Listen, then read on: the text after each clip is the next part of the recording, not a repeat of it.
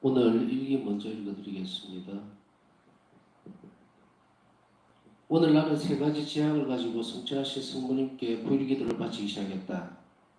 첫째는 내가 서포구 신부님을 뵐 수 있도록, 둘째는 하나님께서 이 일을 서두르시도록, 셋째는 내 조국의 지향을 위해서다. 8월 10일, 오늘 나는 우리 수녀 한 사람과 함께 크라카우로 돌아간다. 내 영혼은 고통으로 덮여있다. 나는 의지의 행위로 끊임없이 나 자신을 그분께 합치시키고 있다. 그분은 나의 힘이요 능력이시다. 오 하느님, 주님께서 저에게 보내주신 모든 것들에 대해 찬미받으소서. 주님의 뜻이 아니라면 태양 아래 어떤 일도 일어날 수 없습니다. 저와 관련한 주님의 비밀 속으로 감히 뚫고 들어갈 수는 없지만 주님께서 제게 주시는 고통의 잔에 입술을 대겠습니다. 예수님, 저는 주님께 의탁합니다. 하나님의 자비께 드리는 9.1기도. 이 9.1기도는 예수님께서 나에게 기록하라고 지시하신 것이고 자비 죽일 전에 바치라고 하신 기도다. 이 기도는 성금요일에 시작한다. 나는 네가 이 9일 동안에 영혼들을 내 자비의 샘으로 데려오기를 원한다. 그래야 그들이 이 자비의 샘에서 힘을 얻고 원기를 회복하기를 바란다. 이 자비의 샘에서 그들이 세상살이의 어려움 때문에 필요한 은총들 뿐만이 아니라 특별히 죽을 때에 필요한 은총도 얻기를 바란다. 너는 매일 다른 공동체 영혼들을 내 성심으로 데리고 와서 그들을 내 자비의 바다에 잠겨들게 할 것이다. 그러면 나는 그들을 내 아버지의 집으로 데려갈 것이다. 너는 이 일을 이성의 삶에서도 하고 내세의 삶에서도 하게 될 것이다. 나는 네가 내 자비의 샘으로 데리고 오는 모든 영혼들에게 아무것도 거부하지 않을 것이다. 너는 이런 영혼들이 은총을 받을 수 있도록 매일같이 나의 쓰라는 순환의 힘으로 내 아버지께 간청하게 될 것이다. 나는 대답하였다. 예수님, 저는 이 9일 기도를 어떻게 바쳐야 할지도 모르겠고 또 어떤 영혼들을 먼저 주님의 지극히 자비로우신 성심께로 데리고 가야 할지도 모르겠습니다. 그때 예수님께서 당신께서 친히 어떤 영혼들을 당신의 성심으로 데리고 와야 하는지 매일 가르쳐 주실 것이라고 대답하셨다. 첫째 날, 오늘은 온 인류를 특히 모든 죄인들을 내게로 데리고 오너라. 그리고 그들이 내 자비의 바다 속으로 빠져들게 하여라. 이렇게 함으로써 너는 잃어버린 영혼들 때문에 내가 겪고 있는 이 기쁜 비탄 중에서 나를 위로해 줄 것이다. 죄를 불쌍히 여기시고 용서해 주시는 것이 본연의 임무이신 지극히 자비로우신 예수님. 저희 죄를 보지 마시고 주님의 무한한 선하시고 있다가는 저의 믿음을 굽어 살펴주십시오. 지극히 자유로우신 주님의 성심 안에서 살도록 저희 모두를 받아들여 주시고 저희를 절대로 이곳에서 쫓아내지 말아 주십시오. 주님을 아버지와 성령께 일치시켜 주시는 주님, 사랑의 이름으로 주님께 간청합니다. 오 전능하신 하나님의 자비시여 모든 죄인들의 구원이시여 주님은 자비와 연민의 바다이십니다. 주님은 주님께 겸손히 청하는 이들을 도와주십니다. 영원하신 아버지 온 인류를 특히 불쌍한 죄인들을 자비로우신 눈길로 굽어 살펴주소서. 그들은 모두 예수님의 지극히 자유로우신 성심 안에 둘러싸여 있습니다. 예수님의 슬픈 고난을 생각하시고 저희 모두에게 자비를 베풀어 주시어 저희가 주님 자비의 전능하심을 영원히 참배하게 하소서. 아멘. 둘째 날, 오늘은 사자들과 수도자들의 영혼들을 내게로 데려오고 그들이 나의 청량할 수 없는 자비 속으로 잠겨들게 하리라. 내가 쓰라린 고난을 참고 받아낼 수 있도록 힘을 준 것은 그들이었다. 마치 물길을 통하듯 그들을 통해서 나의 자비가 인류에게로 흘러간다. 지극히 자비로우신 예수님, 모든 선은 주님으로부터 옵니다. 저희 안에 주님은 종을 더 크게 하시어 저희가 자비 사업을 훌륭히 수행할 수 있게 해주시고 저희를 보는 모든 이들이 하늘에 계신 자비의 아버지께 영광을 드리게 해주십시오. 하느님 사랑의 샘은 숙이란 마음 안에 있다. 자비의 바다에서 목욕을 하고 별들처럼 빛나며 새벽처럼 환하다. 영원하신 아버지, 아버지의 자비로우신 눈길로 아버지의 포도밭 안에 있는 선택된 영혼들의 무리를 사제들과 수도자들의 영혼들을 보시어 주님의 축복으로 그들에게 힘을 내려주십시오.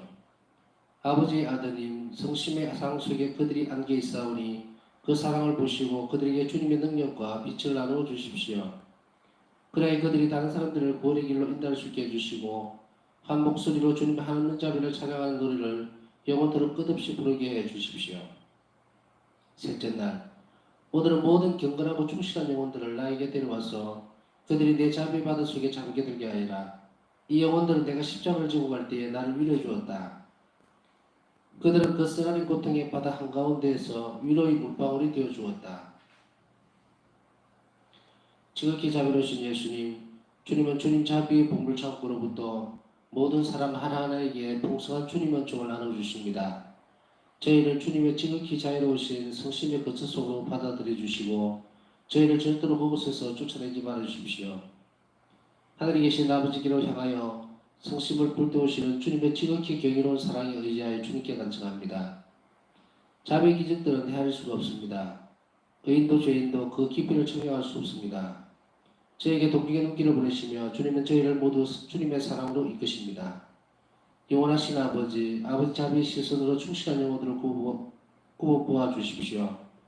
그들을 아버지 아드님의 유산으로 보아 주십시오.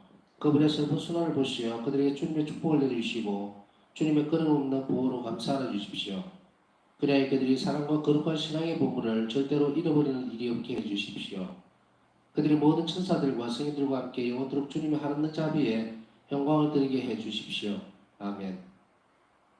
넷째 날, 오늘은 아직도 나를 알지 못하는 이들과 이 교도들을 나에게로 데리고 오느라 나는 쓰라린 순환을 받는 동안 이 사람들을 생각하고 있었다. 그리고 그들이 장래에 가지게 될 열정이 나의 마음을 위로하였다. 그들이 내 자비의 바다에 잠겨들게 하여라. 연민으로 가득하신 예수님, 주님은 온 세상을 비추시는 빛이십니다. 아직 주님을 모르는 이 교도들의 영혼들을 주님의 지극히 자유로우신 성심의 거처 속으로 받아들여 주십시오. 주님의 은총의 빗줄기들이 그들을 깨우치게 해 주십시오. 그리하여 그들도 주님과 함께 주님의 경이로운 자비를 찬양하게 해 주십시오. 그들을 절대로 주님의 지극히 자유로우신 성심의 거처에서 쫓아내지 말아 주십시오. 주님 사랑의 빛이 어둠 속에 있는 영혼들을 깨우치게 하소서. 이 영혼들이 주님을 알 수 있게 해주시고 저희와 함께 주님의 자비를 찬양하게 하소서. 영원하신 아버지, 아버지를 알지 못하는 이들과 이 교도들의 영혼을 아버지의 자비로운 눈으로 바라보아 주십시오. 그들은 예수님의 가장 자유로우신 성심의 품에 안겨 있습니다. 그들을 복음의 빛 가까이 이끌어 주십시오. 이 영혼들은 주님을 사랑하는 것이 얼마나 큰 행복인지를 모르고 있습니다. 그들도 주님 자비에 관대하심을 영혼들을 찬양하게 해 주십시오. 아멘. 네, 오늘은 여기까지 읽겠습니다. 내일은 성령 강림 대축일입니다. 여러분 모두 성경의 풍성한 은총을 받으시고 그리고 성경 역사하신 성경 소가에 보면 이런 대목이 있죠. 온누리를 비추어달라. 온누리를 새롭게 하십시오. 하는 그런 대목이죠. 지금까지 살아오면서 성경 강림 대축일 교회의 창립일이기도 합니다. 교회가 이제 활동을 시작하죠. 우리 안에서 움직이는 작은 교회, 물론 작은 교회를 가정으로 표현을 하기도 하지만 우리 또한 어떤 면에서 보면 교회의 한 부분이기 때문에 아주 작은 교회라고 볼 수도 있습니다. 우리 또한 내일 새로운 어떤 일의 시작, 내 삶을 바꿔갈 수 있는, 그래서 성령께 간절히 온도를 새롭게 하신 성령께 우리 자신의 삶도 새롭게 해주십사 하고 간절히 기도했으면 좋겠습니다. 오늘은 성시간을 시작하면서 자비 기도를 바치고 있는데 문득 이런 느낌들을 많이 느꼈어요. 한 가지 안타까운 것이 뭐냐면 사람들이 기도를 시작할 때에 또 오늘 특별히 이제 보면 자매 주일전 9일기도 안에 내용을 지금 첫째 날, 둘째 날, 셋째 날 이렇게 지금 살펴보고 있는데 거기에서 보면은 많은 사람들이 기도 생활을 하면서 기도를 하면서 근데 기도 생활이라 해야 되겠죠. 기도 생활을 하면서 지치는 원인이 무엇일까라고 생각하면 출발점이 달라지는 거예요. 그 출발점이 다르다는 이야기는 뭐냐면 기도 생활에 대해서 할 때에 저는 항상 권고하고 싶은 말이 기도 생활은 마라톤과 같은 거예요. 꾸준하게 자기 호흡을 맞추어서 이 자기 페이스를 잘 유지해서 마지막 지점까지 가는 거예요. 아무리 열심하게 달린다 해도 자기 호흡을 잃어버리면 결국은 낙오를 하게 됩니다. 바울 사도께서도 계속 그 말씀을 하고 계시듯이 마지막까지 뛰어서 훌륭하게 그 승리 월계관을 받는 것이 중요한 거예요. 거기에 보면은 월계관이라는 의미가 마라톤에서 보면 2등이 있겠습니까? 없겠습니까? 마라톤에서 보면 1등 한 명밖에 없어요. 2등이나 3등은 아무 의미가 없습니다. 승리 월계관은 마지막까지 완주한 사람에게 주어지는 거예요. 그렇기 때문에 그런 의미에서 본다면은 이것은 신앙생활에 있어서 아주 중요한 요소가 하나 있는데 그것은 인내심입니다. 꾸준함이에요. 감정이 기복이 심하거나 아니면은 어떤 열정적인 부분으로 갑자기 확 일어났다가 확 떨어졌다가 이거는 바람직하지 못한 상태입니다. 신앙인들 가운데에 그러한 것들 또 기도를 하면서 나는 아무것도 느끼지 못하겠어. 나는 어떤 것도 하지를 못하겠다. 기도를 해도 소용이 없다. 이런 부류가 있고 또 한 부류는 뭔가 이상한 현상들을 자꾸 찾으려고 하는 그래서 예수님께서 나에게 뭘 어떻게 말씀하시느냐를 뭔가 이렇게 감정적으로 느낀다든지 아니면은 뭔가 찾으려고 하는 시도를 하는 것도 실패하는 원인이에요. 이 부류도 또 하나 옆으로 비켜가야 됩니다. 제가 계속 이 바울사성의 일기를 묵상하게 하면서 내적 생활이라는 말을 자꾸 하고 있죠. 내적 생활이라는 것, 우리 생활하는 것, 살아서 움직이는 거죠. 생활이기 때문에 내적 생활이야. 이 안에서 이루어져야 돼요. 영혼 안에서. 기도 생활은 이 내적 생활을 잘 하기 위한 방편입니다. 방법이에요. 그렇기 때문에 우리에게 있어서 여러 가지 유익을 줄 수 있는 것들, 내적 생활을 잘하고 튼튼하게 할 수 있는 것들.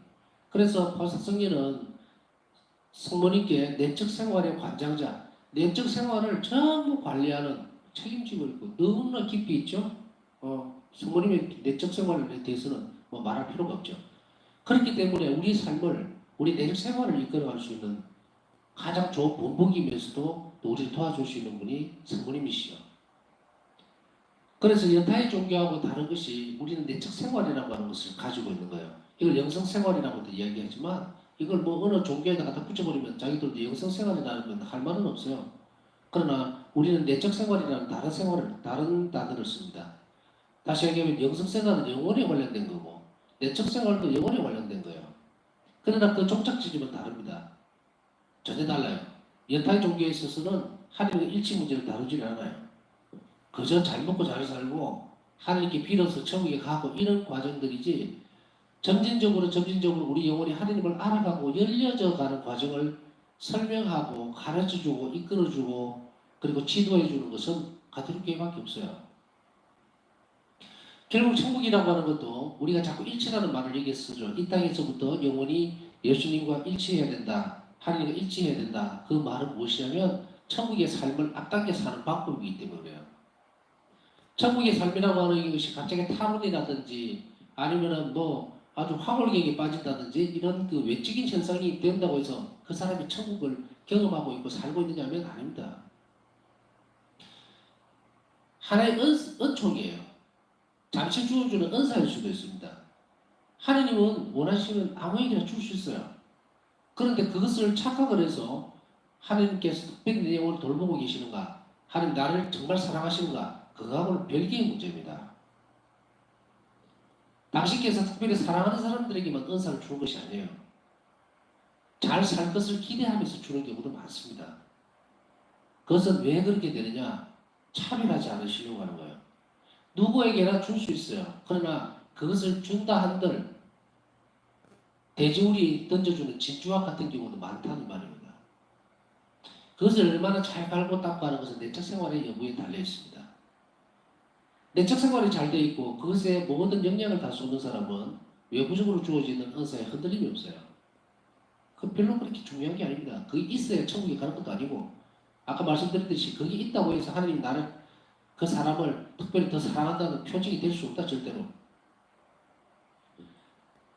영원한을 꾸며주는 하나의 선물입니다. 그냥 무작위로 주어지는 선물이에요. 그 선물은 뭐로 표현이 되어지느냐? 우리가 볼 때에 그 사람을 보고서 아 하느님이 존재하시는구나, 하느님이 활동하시는구나 하는 것을 알려주는 표징일 뿐이라는 이야기입니다. 자, 이 이야기를 왜 이렇게 쭉 끌고 나가느냐? 내적 생활에 있어서 우리는 더 많은 것들을 일치하려고 애를 써야 되는데 이 바우스타 성령에게 있어서는 바로 이런 내적 생활에 대해서 가르치는 거고 이걸 실천할 때 우리는 뚜렷한 목적을 갖고 있어야 돼요. 뭐냐면 영혼을 풍요롭게 만드는 것. 그리고 영혼을 잘 가꾸므로 인해서 예수님께서 그 안에 사시도록 하는 것. 이게 우리의 목적이에요. 예수님께서 내 안에 사심으로 인해서 산다는 것은 뭡니까? 생활이죠. 생활. 예수님께서 계속 그 안에서 활동하고 움직이시도록 하기 위해서 우리가 가정생활이라는 말을 얘기 유기적으로 생각해 보면 알 거예요. 가정생활이 뭡니까? 가정 안에서 서로 사랑하고 아끼고 서로 배려해주고 챙겨주고 하는 거 여러 가지 활동들이 굉장히 많죠. 한두 가지를 할 수 있는 게 아니에요. 엄마는 아들을 자식을 챙겨주고 자식은 부모에게 정말 어떤 날에는 따뜻한 음식을 대접하기도 하고 선물을 주기도 하고 이러죠. 이게 생활입니다. 생활. 사랑이 흐르는 생활이죠. 마찬가지로 내적 생활도 이래야 돼요. 일방적으로 예수님은 듣는 분이시거나 나는 말하는 사람이 되어지고 나는 완전 입을 닫고 예수님께서 일방적으로 말씀하시는 것에 반응을 하지 않는 그런 거 생활 아니에요. 주고받는 거예요. 사랑은 흐름이에요. 그것을 원활하게 잘 하기 위해서 우리가 희생도 하고 자비로운 생활을 하려고 하고 그리고 이웃을 위해서 우리가 헌신적인 노력들을 하기도 하고 계명 준수를 하고 이렇게 하는 거예요. 이 내적 생활에 있어서 오늘 우리 기도 지향을 한 번씩 세울 필요가 있습니다. 매번 되지가 않는다 그러면 어쩌다가 한 번씩이라도 오늘은 어떤 것을 위해서 기도해야 될지. 그래서 오늘은 끄집어내고 싶은 것이 뭐냐면 내적 생활에 있어서 어떤 사람들을 위해서 기도를 했으면 좋겠느냐 하면 첫째로요. 자기 들을 것만 듣는 사람들. 자기가 원하는 것만 듣고 원치 않는 것은 뱉어버리는 내치는 사람들을 위해서 기도했으면 좋겠다. 또 역으로 이야기하면 우리 자신에게도 그 상황이 해당이 있다면 해당되는 상황이 있다면 그것을 고쳐달라고 청해야 됩니다. 이런 사람이 의외로 무지하게 많아요. 전에도 말씀드렸죠. 또 계속 강조해 갈 겁니다. 가톨릭 교회는 내가 이해하고 납득하는 부분만 받아들이는 종교가 신앙이 아니에요. 예수님께서 거룩한 말씀을 우리에게 주문해 서 우리를 거룩하게 만들고 성화시키기 위해서 주시는 말씀을 수용하는 종교입니다. 믿음으로 내라고 받아들이고 수용하는 거예요. 어떤 경우에는 우리가 한편의 드라마를 보면서 판단할 수 있어요. 아이고 저 사람 저거 안 됐어. 이건 안 돼. 저러면 안 돼. 왜냐하면 그 진리가 아니기 때문에 그래요. 진리가 아니기 때문에 판단하고 우리는 좋은 걸 받아들이고 취사 선택할 수 있어요. 그러나 교회가 하시면 그렇게 하면 안 됩니다. 절대로. 공적으로 되어지는 모든 부분들에 있어서는 내 취향대로 그것을 받아들이는 사람은 분명히 신앙생활에 실패한 사람이에요. 받아들이지 못합니다. 아주 안 좋은 악습이에요. 적어도 그 말이 나를 아프게 하고 어떤 때는 나를 힘들게 할지라도 그 쓴 것이 내 안에 들어왔을 때 그것이 나에게는 좋은 것으로 바뀔 수 있다는 것을 기억해야 합니다. 그래서 교회 안에서 생활하면서 이렇게 자기중심적인 것, 자기 좋은 것만 받아들이고 그렇지 못한 것은 하나님에게서 온 것이랄지라도 해쳐버리는 사람들, 그들을 위해서 기도를 했으면 좋겠습니다. 이 연종들이 흘러나간다면 이 교회는 다른 하건대 더 풍요로워지고 많은 사람들이 하나님께로 돌아오고 또 하나님께 더 향하려고 하는 열정들이 살아나지 않겠나 싶습니다. 누구든지 치라는 소리를 듣기는 좋아하는 부분 없어요. 몸에 좋은 것은 쓰죠. 마찬가지로 우리 자신도 반사시켜 보면서 제가 이 말씀을 드린 이유는 사실은 내한테도 그런 부분이 있어요. 듣기 싫은 소리는 막 피하려고 그러고 막 내가 좋아하는 내 마음에 드는 얘기들을 막 잡들으려고 하는 그런 성향들이 있는데 그러나 그것이 나에게 좋은 것이든 나쁜 것이든 그것 일단 보고 나서 그 다음에 우리는 그 안에서 기도 안에서 승화시킬 필요가 있습니다. 그렇게 하면 그게 좋은 게 되는 거예요. 그런 것이 좋지 못한 습관이기 때문에 우리 스스로가 우리 자신도 돌아보고 또 그런 이유로 인해서 교회에 떡을 돌리고 있는 사람들, 냉담하고 있는 사람들, 혹은 마음이 떠나 있는 사람들 위해서 첫째는 기도를 해주시면 좋겠다 생각이 듭니다. 이 부분을 어디에다가 어디의 부분하고 연결을 지어서 말씀을 드렸냐면 내 영혼은 고통으로 덮여 있다. 나는 의지의 행위로 끊임없이 나 자신을 그분께 합치시키고 있다. 그분은 나의 힘이요 능력이시다. 이게 의지의 행위입니다. 이거는 금방 말씀드렸던 부분은 의지의 행위예요. 내 사고는 그것이 안 받아들이고 거부하고 있다 하더라도 내 의지가 그것이 거룩한 말씀이고 진리라면 받아들이려고 하는 거예요. 고통스러워도. 그것을 의지를 합치시키므로 인해서 이 의지 행위를 끊임없이 반복함으로 인해서 결과적으로는 어떤 것과 연결이 되어지냐? 예수님과 합치시키고 있다. 이 노력들을 해야 합니다. 왜냐하면 그분만이 우리의 힘이요 능력이시기 때문이다. 이것이 오늘 첫 번째 알아볼 수 있는 이야기들입니다. 그러면서도 동시에 태양 아래 주님의 뜻이 아니라면 어떤 일도 일어날 수 없다는 것을 반드시 상기해야 합니다. 오늘 우리 자신들에게 좋은 일이 있었던 좋지 못한 일이 있었던 어떤 것이든 마찬가지입니다. 저는 미사를 갈 때에 어떤 기도를 항상 해요. 밖으로 나가서 미사 초대를 받는 경우가 있어요. 미사 좀 해주세요. 어떤 데 하루 전날 올 때도 있고 어떤 데는 좀 시간을 많이 두고 올 때도 있고 이러지만 저는 거절을 안 합니다. 아주 특별한 경우 아니면 여기 전례와 겹친다든지 무슨 문제가 없으면은 거의 제 생각에는 99.9%는 나가줍니다. 가는 거리가 멀고 또 힘이 들고 하는 거는 그걸 알지만 감수하고 가요. 왜냐하면 평상시에 저는 늘 예수님께 아예 이 부분을 맡겨놓고 있기 때문에 그래요. 어떤 부분이냐면 주님 제가 필요로 하는 곳이 있다면 그 본당에 가서 미사를 해야 될 일이 있다면 주님께서 선택해서 주시면 저는 아무 소리 안 하고 가겠습니다. 왜? 내가 선택할 수 있는 게 아니거든요. 근데 일일이 그걸 내가 고민해 가면서 여기서 전화 오면 내가 거절해야 되나 말아야 되나 또 어떻게 해야 되나 그런 필요가 전혀 없으니까 자유로운 거예요. 평안하고. 우리가 평상시에 한 지향을 두고 그런 방향성을 정해놓고 주님께 맡겨놓고 있으면 나머지 움직일 때는 굉장히 자유롭고 평안없습니다. 그래서 좀 힘들고 먼 거리도 있어요. 어떤 때는 밤에 갈 때도 좀 힘이 들어요. 요즘은. 근데 밤 시간에 1시간씩 또 그 이상의 시간 아침에 1시간이나 1시간 20분씩 막 걸리는 것도 있어요. 거기도 아무 소리 안 하고 갑니다. 왜냐면 그 본당에서 보잘것없지만 내 미사가 필요한가 보다. 그 생각만 하고 갔다 와요. 그러니까 여러분들도 우리 평상시에 어떤 어려움들이 있거나 곤란한 것들이나 반복되거나 판단하기 힘들 때는 이렇게 평상시에 기도를 하셨으면 좋겠어요. 그렇게 해서 그 상황에 맞춰지면 그냥 아무 소리 안 하고 주님께서 원하시니까 갔다 오시면 돼요. 또 일을 하시면 됩니다. 그래서 어떤 일도 하나님 손길 주님의 뜻이 아니라면 이루어질 수 없다는 것 이거 참 여러 차례 반복해서 나오는 것 같아요. 그러니까 이 말은 우리에게 위로가 되고 힘이 되고 또 용기를 가질 수 있는 부분입니다. 주님께서 허락하셨을 때는 우리에게 반드시 좋은 것을 주실 것이니까 우리는 그걸 믿고서 그 일을 충실하게 불평 없이 따라갈 필요가 있다는 것 두 번째로 알아두시면 되겠고 그 다음에 세 번째는 9일 기도를 지금 오늘 내용 전체가 그 뒷부분은 9일 기도의 부분인데요.